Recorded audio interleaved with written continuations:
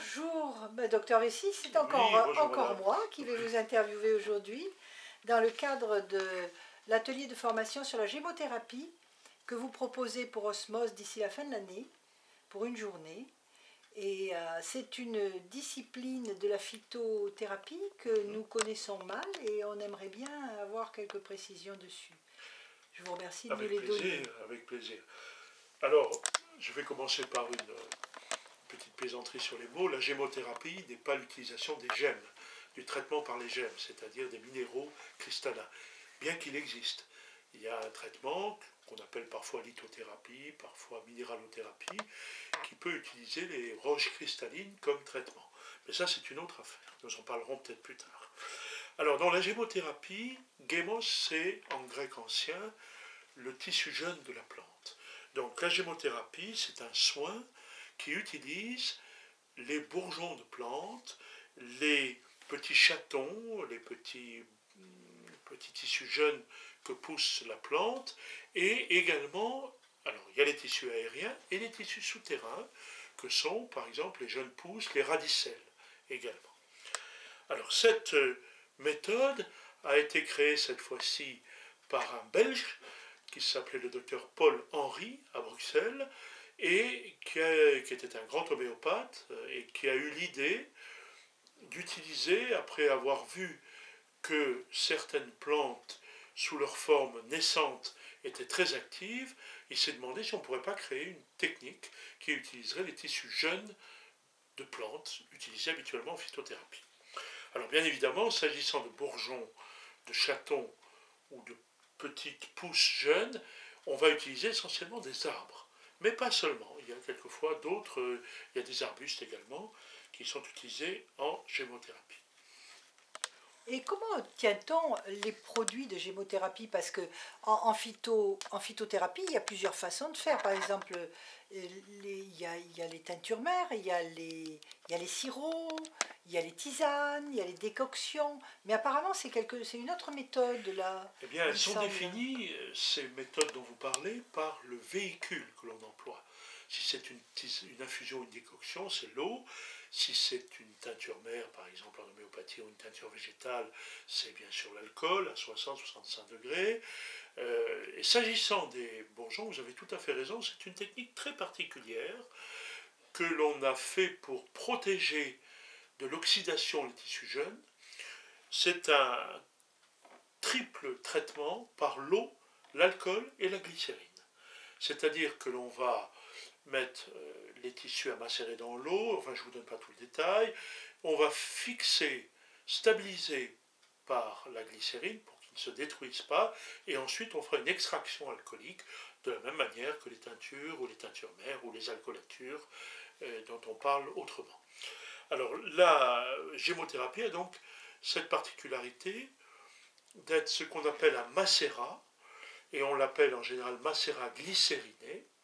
Alors la particularité dépend aussi des pays, sauf en France, où on a un codex, c'est-à-dire une sorte de grand livre dans lequel on précise la fabrication des médicaments.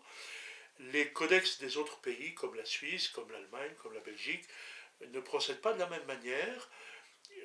Même si j'utilise ces trois solvants, ils vont laisser le macérat jeune, c'est-à-dire ce qu'on appelle un macérat mère. Un macérat qui sera tout de suite issu de cette macération. Mais pas en France. Pas en France. En France, on a quoi, alors? La pharmacopée a décidé de diluer ce macérat à la première décimale hahnemannienne. C'est-à-dire, vous savez qu'en homéopathie, on va définir des dilutions, alors d'abord en D, c'est-à-dire des décimales, et puis après en C, c'est-à-dire des centésimales.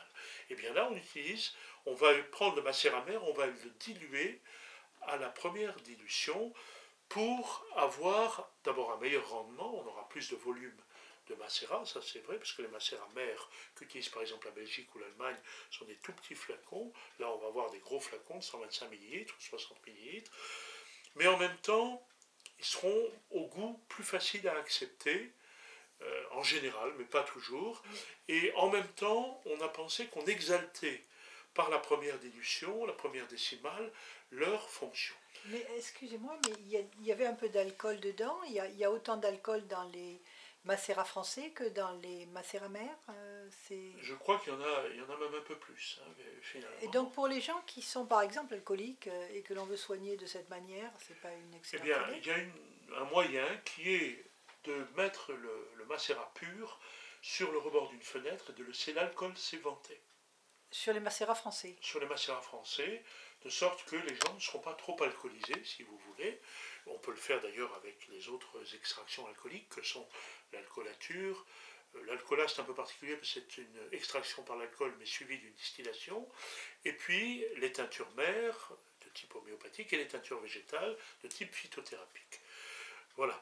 Et donc, la particularité, c'est cette triple dilution que l'on a pour les bourgeons et les tissus jeunes, et également cette présentation sous la forme de première décimale, de sorte que, évidemment, on donnera beaucoup moins en quantité des macérats allemands, belges ou suisses que des macérats français. Mais il y aura moins de gouttes alors à prendre il y pour la aura moins de personne. gouttes à prendre. Par exemple, par le biais de la décimale, si vous donnez 15 à 20 gouttes d'un macérat allemand, macérat mère allemand ou belge, vous donnerez 10 fois plus en France, 150. c'est-à-dire 150 gouttes. Oh, mais c'est long à faire pour les gens de... Oui, oui, oui, oui.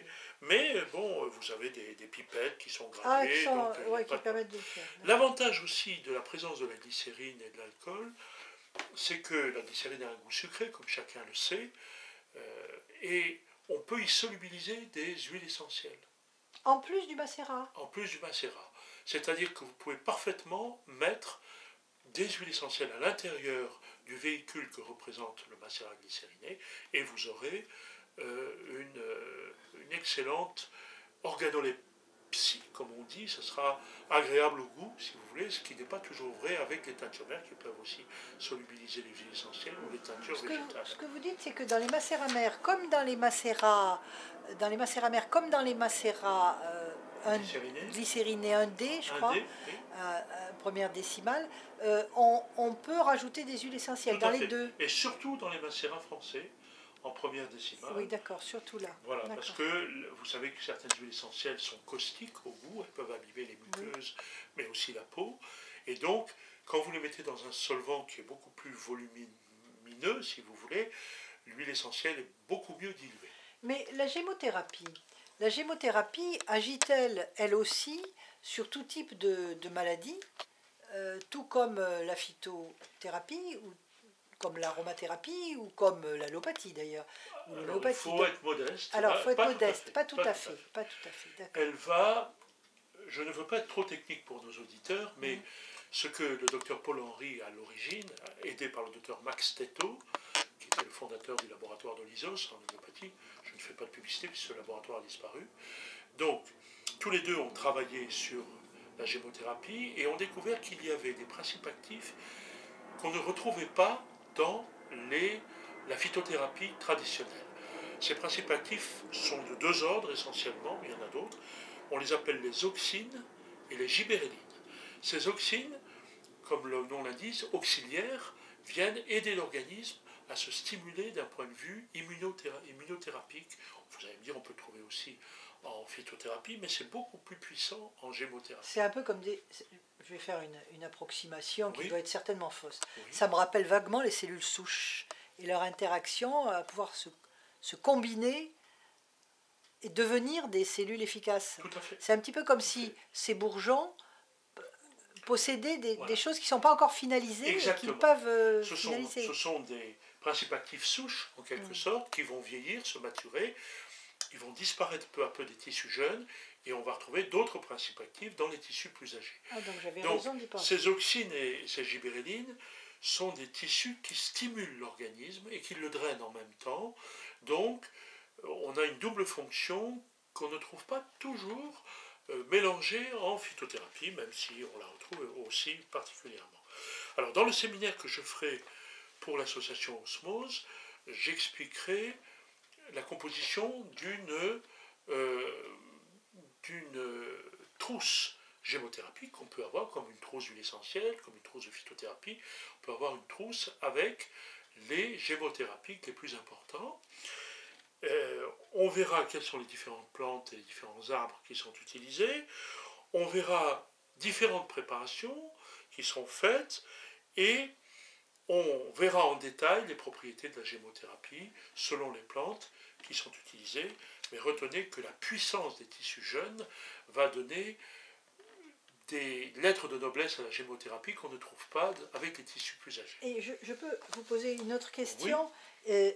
Les durées de traitement avec ce type de macérat, que ce soit des macérats 1D ou des macérats mères, sont-ils courts ou longs? Enfin, est-ce que ça dure une semaine? Est-ce que ça peut durer un mois? Est-ce que ça dure 6 mois? Est-ce que ça peut durer un an? Comment ça se passe, ce type de traitement? Alors, est-ce qu'il faut les interrompre? C'est pas très compliqué. Les traitements gémothérapiques sont très proches des traitements phytothérapiques pour leur durée, en tout cas, et leur posologie. La moyenne d'un traitement phytothérapique et gémothérapique, c'est 3 semaines. Parce que ça correspond à un cycle, si vous voulez, à l'intérieur de l'organisme, un cycle de drainage aussi en même temps. 21 jours. Mais on peut faire des choses itératives, c'est-à-dire que l'on peut faire des traitements répétés pour stimuler les organes en gémothérapie, il n'y aura pas de problème. Donc on peut tout à fait imaginer durer sur 6 mois, 1 an, il n'y a pas de problème. Ces 21 jours représentent un cycle organique finalement. Oui, tout à fait. C'est-à-dire que tous les 21 jours, il y a des choses dans un organisme humain qui changent, qui se mettent en mouvement. Donc c'est un peu un futur. On travaille sur un futur. Tout à fait. Un petit peu comme en hypnose d'ailleurs. Oui. Et vous savez, si on fait un parallèle avec la médecine conventionnelle, la médecine officielle, on va dire, vous avez des traitements qui ne feront pas prolonger au-dessus de 3 semaines, parce que sinon on obtient des effets délétères. Prenez par exemple même un traitement court à la cortisone, eh bien vous allez avoir une extinction ou une baisse importante ou une suppression de l'immunité pendant 3 semaines. De sorte que quand vous faites un traitement à la cortisone, très souvent vous êtes, dans le cas d'infection, obligé de remettre un traitement d'antibiotiques 3 semaines après.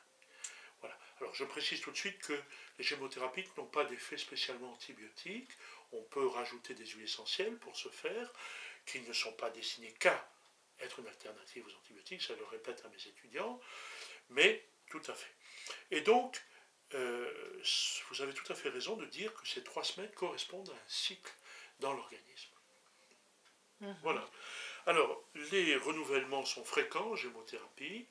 Il n'y aura pas de problème. On peut renouveler ces traitements extrêmement souvent. On peut mélanger également des gémothérapies, c'est-à-dire mélanger plusieurs arbres, plusieurs bourgeons de plantes. Et donc, on va obtenir des résultats tout à fait intéressants aussi avec ces mélanges, avec ces synergies. C'est très important parce qu'il faut éviter de mélanger plus de 3 plantes en général, et vous obtenez ainsi une synergie, c'est-à-dire que les principes actifs vont s'entraider les uns les autres, et certains principes vont baisser l'action triomphante du principe actif dominant, d'autres principes vont l'exalter. Et donc, quelquefois, quand on mélange en sachant ce que l'on fait certaines plantes ou certains bourgeons de plantes, on va utiliser cette synergie de plantes. Et dans le cadre des maladies auto-immunes, ça peut être aussi quelque chose d'intéressant. Tout à fait. Tout à parce fait. qu'elles sont une perturbation du système immunitaire, Oui. et même certaines maladies rares qui sont auto-immunes aussi. Oui. Comment se fait-il qu'on n'utilise pas plus ce type C'est pas connu. C'est peu connu. C'est peu connu et peu étudié. Si vous voulez, dans les maladies auto-immunes, on sait que le canon humain, c'est-à-dire les anticorps, est tourné vers l'individu. Tout d'un coup, le système immunitaire vous prend comme un étranger et vous prend vos cellules comme agressives et étrangères.